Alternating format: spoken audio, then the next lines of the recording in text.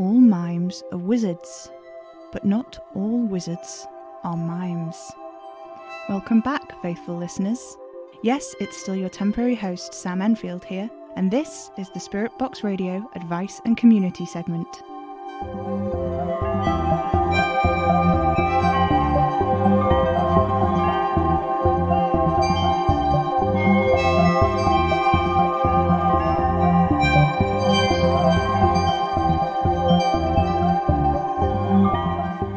Houses wherein men have lived and died are haunted houses.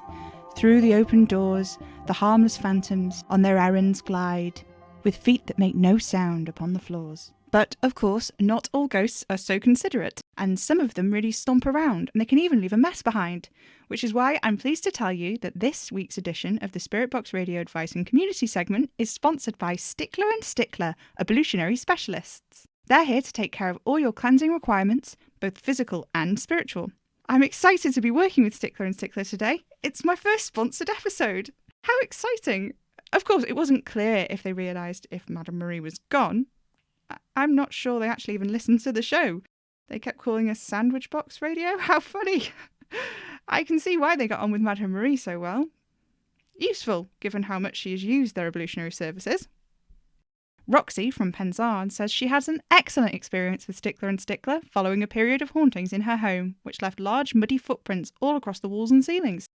Roxy said, after the exorcism, I tried everything from baking soda to holy water to get the stains out. I even painted over them, but they just kept bleeding through. I called Stykler and Stykler and they came around within a week and treated the whole house. The footprints and lingering sense of dread has gone and been replaced with a minty freshness and a sense of tranquility that's honestly the best I've ever experienced. Even better than in houses where I've experienced no paranormal activity at all. Shining endorsements from Roxy and Penzance there. In the spirit, not the sandwich, of ablution, I've been through some unanswered correspondences with you, faithful listeners, regarding cleaning up in all varieties of different ways and forms. First, I'd like to address the outpouring of support I've been receiving over the past few weeks. I'm extremely pleased you like my tarot reading, and thank you to regular listener Beth for the pro tips. They've been really helpful. I'm also really grateful for the kind words you've offered regarding my hosting of the show. I'm so glad it's not been too much of a letdown to hear me instead of Madame Marie. It's a relief, to be honest. I have such respect and admiration for Madame Marie, as she well knows, and I can't wait for her return, but it has been so fun to host the show in her absence. I hope she'll let me return to do some hosting alongside her when she gets back from wherever she's gone to. Still no news on that front, by the way. And of course, I'm certain she'll be back very soon. Imminently, I'm sure of it. Everything is fine, though. It will be fine. I'm sure she's absolutely fine. Now, the topic at hand. From these unanswered correspondences, it seems like a lot of you are after general tips and pointers for how to keep your home footloose and fairy-free during the winter months. Spring cleaning is a term we're all very familiar with, but it's just as important to keep your spaces spick and span throughout the rest of the year, especially during these long winter months. Stykler and Stykler have sent me their handy winter cleaning pamphlet, which has loads of helpful tips and pointers. The first one is that now the nights have truly drawn in here in the Northern Hemisphere, it's a good time to start yodeling to cleanse your emotional palate. Leaving crystals out during these long nights can help you manifest a more central and powerful space within your home for casting spells, but you'll want to watch for any bad vibes you're putting out. If you're stressed about who you can and can't see over the festive period, it's probably a good idea to keep that away from the crystals if at all possible. It's very cruel to argue in front of them and you'll only upset them. It's not fair. They don't understand, and it's not their fault, is it? Especially the quartz. What's quartz ever done to you? Stykler and Stykler also suggests that sprinkling salt around your doors and windows will stop bad spirits from coming into your home. This is a simple and effective method, and any old table salt will do. It doesn't have to be fancy.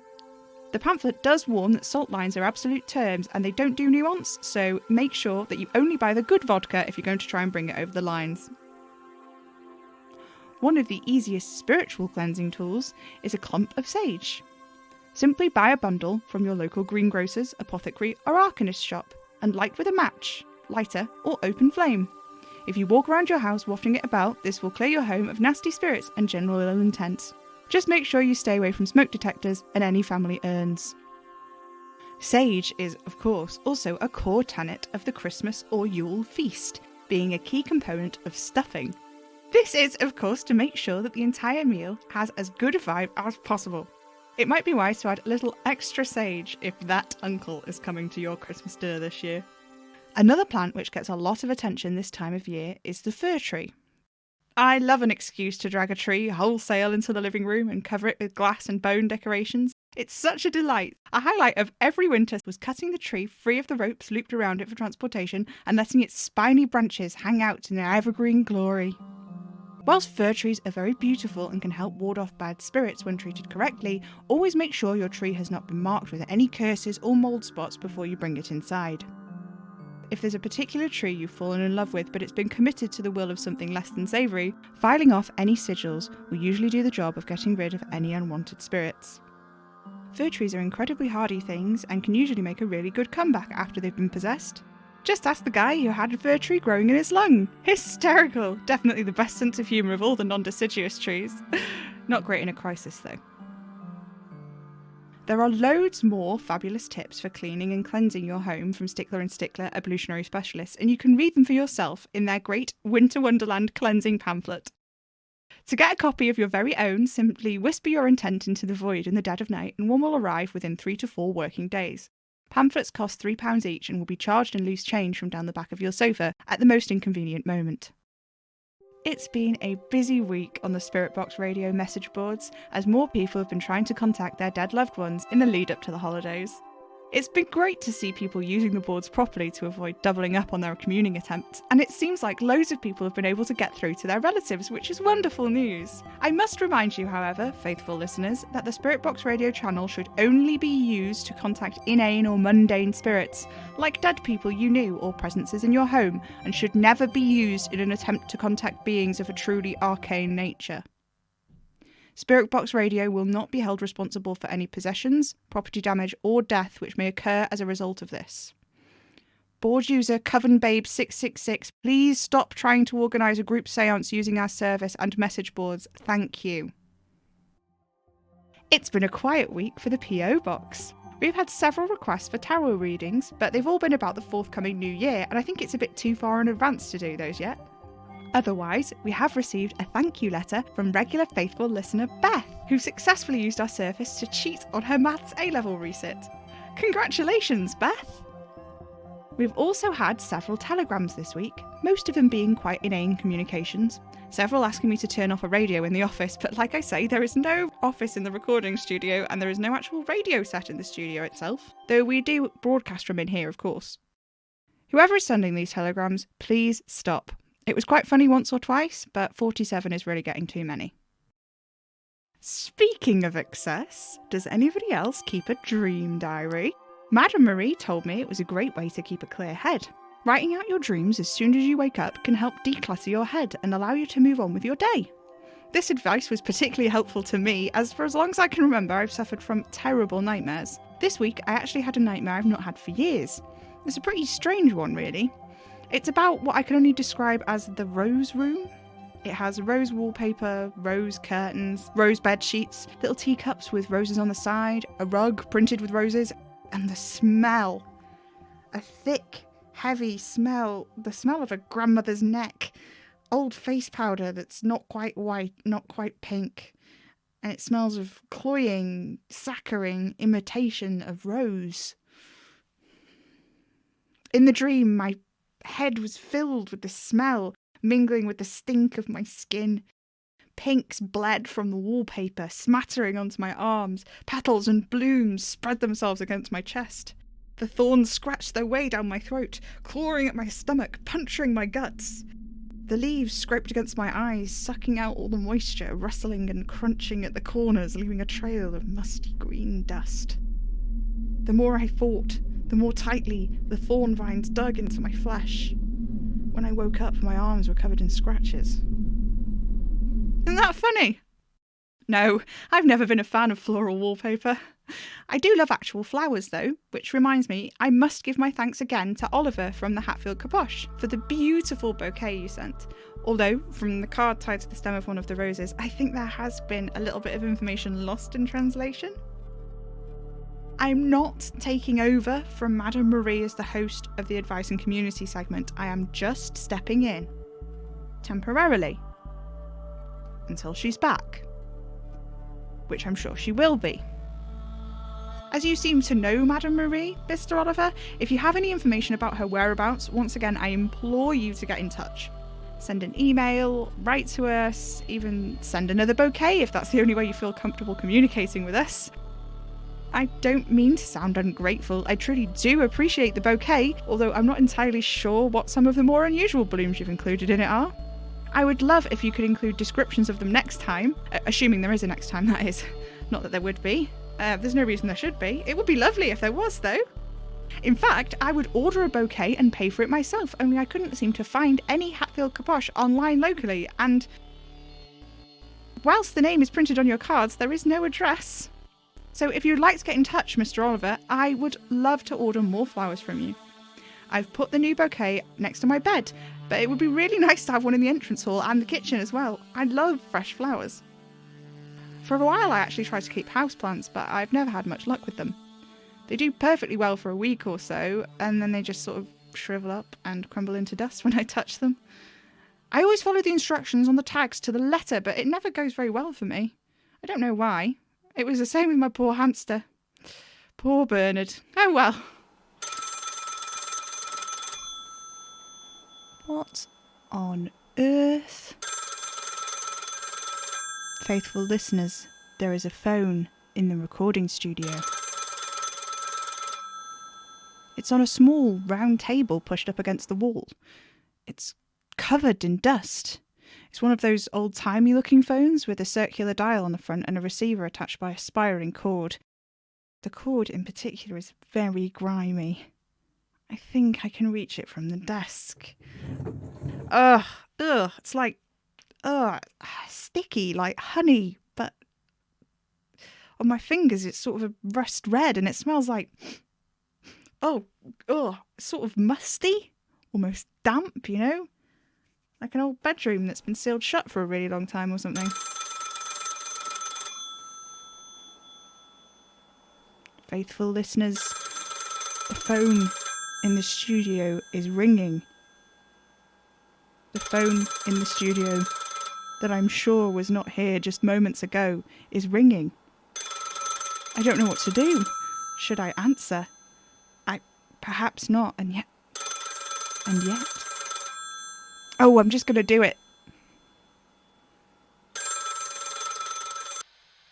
Hello?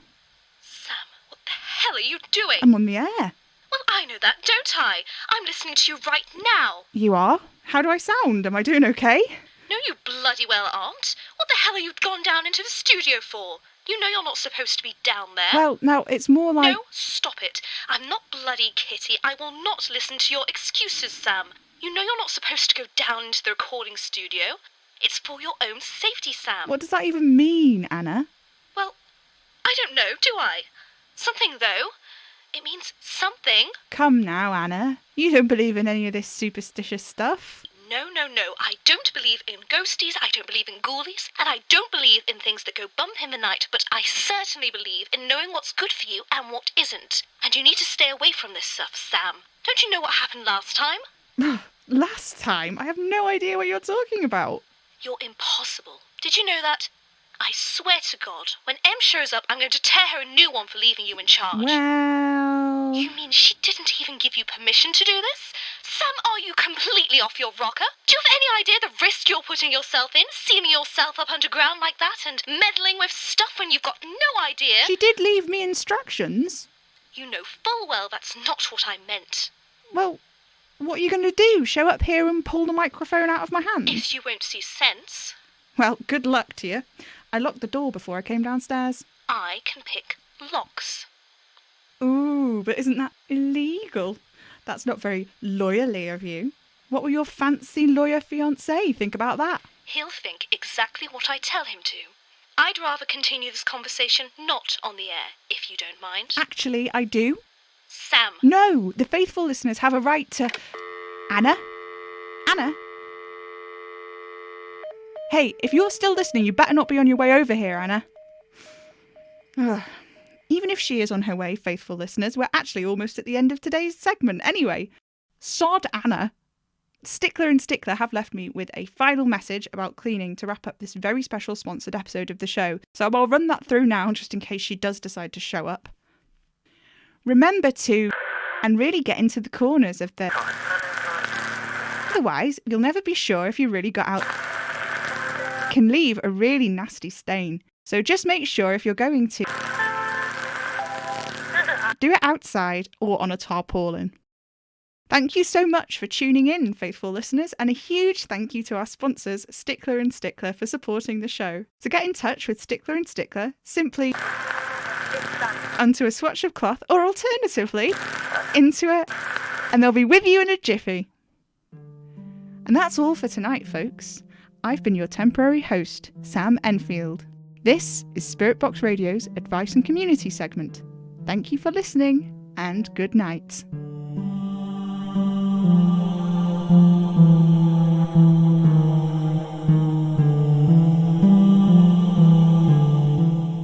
Spirit Box Radio is distributed by Hanging Sloth Studios under a Creative Commons Attribution 4.0 international license. The show was created, directed and produced by me, Eira Major, the voice of Sam Enfield. Alex Pyler Richardson is the voice of Anna. Find out more at hangingslothstudios.wordpress.com, where you'll also find transcripts of all of our episodes. Support the show at patreon.com/Hanging Sloth Studios. Spirit Box Radio is recorded in front of a dead studio audience.